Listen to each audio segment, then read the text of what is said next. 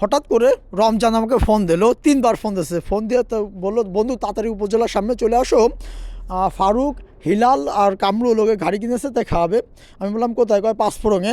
আমিও দৌড়ে চলে গেলাম সামনে, সবাই মিলে চলে গেলাম হোটেল পাঁচফোড়ং হোটেলে। যেয়ে যে যার মতন পজিশন নিয়ে বসলাম, ভিতরে যে একটু হাত মুখ ধুলাম, দিয়ে ফ্রেশ হয়ে টেবিলে বসলাম। বসে টসে কে কী খাবার অর্ডার দেবে, তা খাবার অর্ডার দিলাম আমরা বিভিন্ন রকমের, যে যা পছন্দ করে সেই খাবার অর্ডার দিলাম, দিয়ে বসে রয়েছি আমরা সবাই মিলে।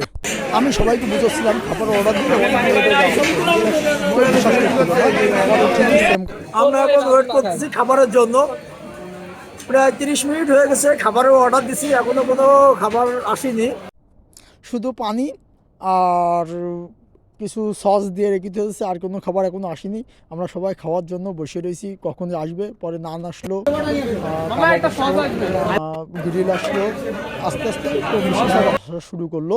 আর আসার সাথে সাথে যে যেমন পারতে সে সেমন, মানে যেভাবে খাচ্ছে মনে হচ্ছে কেউ মানে পাইছে আর খাবো। মানে খাওয়া দাওয়া শেষ করার পরে দেখুন আমাদের টেবিলের, আর তো দেখালাম আমরা কীভাবে খাচ্ছিলাম। খাওয়া দাওয়া শেষ করে ছোট্ট একটা 5 মিনিটের ভিডিও নিয়ে আমরা চলে আসলাম।